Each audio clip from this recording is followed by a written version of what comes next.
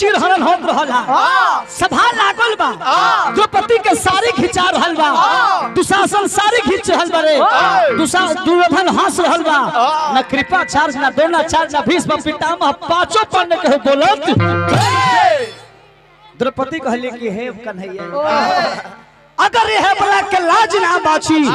तो कल आवे न समय में नारी जाति के नारी समाज के प्रतिष्ठा कन्हैया जी सारी बढ़वनी तो विद्वान कहले कि नारी है कि सारी है कि सारी पीछे नारी है कि नारी पीछे सारी है। द्वापर युग में द्रौपदी पुकार कली तो श्री कृष्ण भगवान आके साड़ी देख बचौली बस यही गुजान है रे द्रौपदी जी को द्रौपदी जी जब सरोवर में स्नान कर जात रहली है दुर्वासा ऋषि पहले से स्नान करत रहलन है बाबा का लंगोटा दहा के चल गई द्रौपदी समझ गईली कि आए है बाबा फेर में पड़ल बाबा फेर में पड़ल 9 लाखा साड़ी फाड़ के आ द्रौपदी अपना सरोवर पानी के तहत से उस सहारा से अपना साड़ी के बहा देली दुर्वासा ऋषि लपेट लीले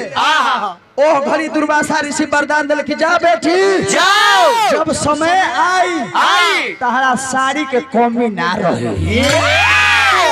ये से वस्त्र उतार ले एगो कृष्ण भगवान वाला जाना है होलसेल वाला जादव नहीं आप कहतर किसे जादो हम नहीं तू जादो है कि तू डोम का लड़का है हमरा बोलते हो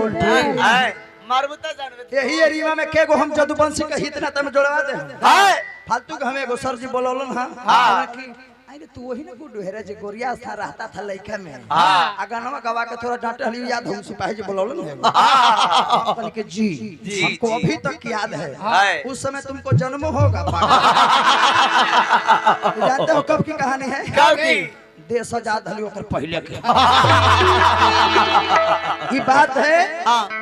झूठ नहीं बोल रहे हैं उनसे पूछिए 1998 की बात है जब मैं बिहटा में रामकुंज निकेतन में पढ़ा करता था हम और फुफेरा भाई तो फुफेरा भैया कहे कि तू गाना गावे तो हम ना पढ़ चाहे मत पढ़ हमरा गाँव में लूरिया है तो हम कोची करें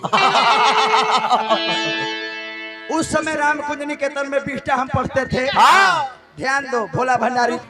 है ना तको तू तकबा नो बड़ी निमन लागी ध्यान दो व्यास गुड्डू भाई हमार भाई बारे इनका के इतना ना मानी ले कि एगो सिपाही एगो चोर के मानेला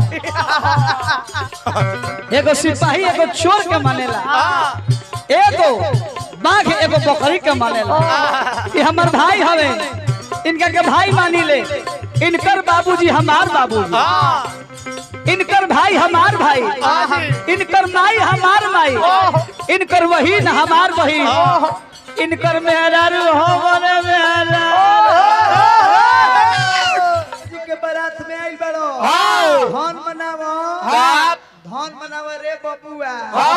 की धरती पर 99% जादव जी दुगोला करा के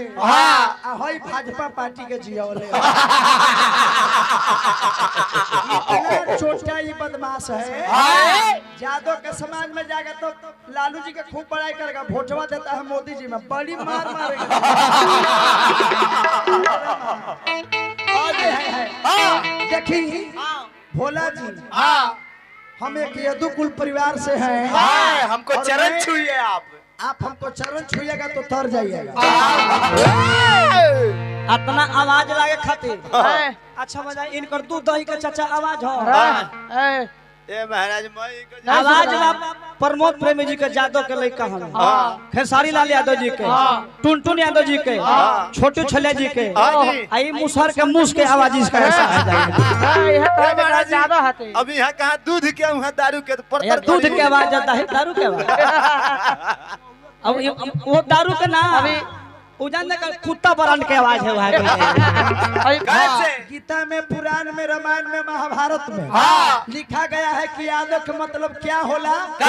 यादव के मतलब होता है यश यशोदा 10 देवकी वसे वासुदेव हाँ जी झूठ नहीं की बोलो ना अहिर के मतलब क्या होला क्या? लोग कहता है कि वो अहिर है अहिर का मतलब जानिए क्या होता है क्या अहिर जोड़ हीर हीर। अहिर मने सर्प हाँ। हीर मने नाथना नाथना। जमुना के तट के अंदर जाकर कृष्ण कुंवर कन्हैया ने काली नाग को नाथा नाथा। उसी को अहिर कहते हैं लोग कहता है अंग्रेज लोग हाँ। जब मेरा भारत देश गुलाम था हाँ। तो अंग्रेज कहा इंग्लैंड वाला कि अरे अरे वो गोवार आवी थौरे हाँ। तो गोवार मने क्या होला क्या? गो मने जाना जाना। अवार मने मार करना हाँ। दुवरिया पे के मारे लगबो एकरे गोवार का दे दो लेकिन ऐसा कोनो बात नहीं है नहीं के तू पुत्रु है मेरा भाई है छोड़ आवा हमर चोरन के लाग लो ला ला कर ले